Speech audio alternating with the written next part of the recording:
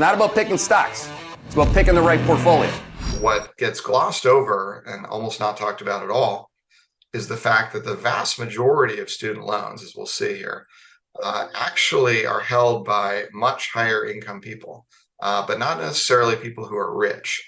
And so what that means is, as we'll see, we expect a significant slowdown in spending among those cohorts as a result of the resumption of these payments. So on slide 32, and this is data from the Brookings Institute, if you look at the dark blue columns there, it shows the percentage of households with student loan debt, and it's sorted by family income decile.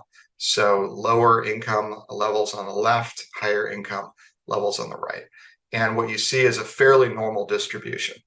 Most of the student loan, or most of the families that have student loan debt are generally in the 3rd through the 9th decile, fairly normally distributed.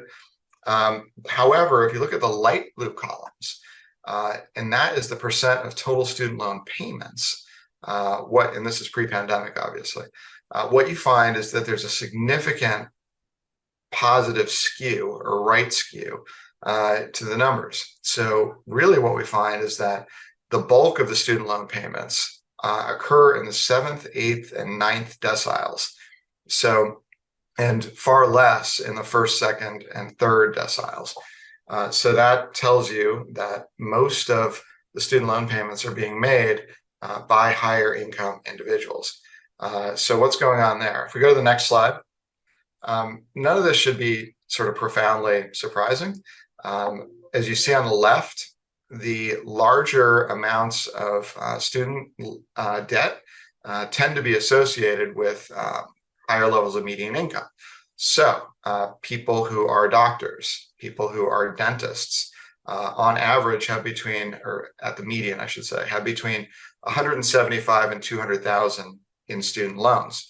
And their median income is between 150 and 175,000.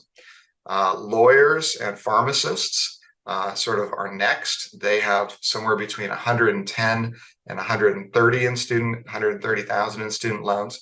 And they have incomes in similar ranges, about 110 to 125,000.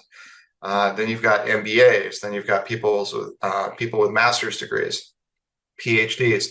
Lowly bachelor's degree holders have around 25,000 in student loans with a median income of around 60,000.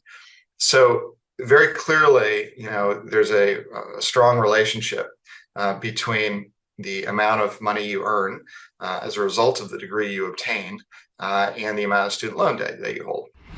Hey there, Hedgeye Nation, or if you're not part of Hedgeye Nation, thanks for watching Hedgeye on YouTube. If you haven't already, make sure to click on the button below there. Subscribe to our YouTube page. You can also follow the link in the description to our website to get even more great investing content.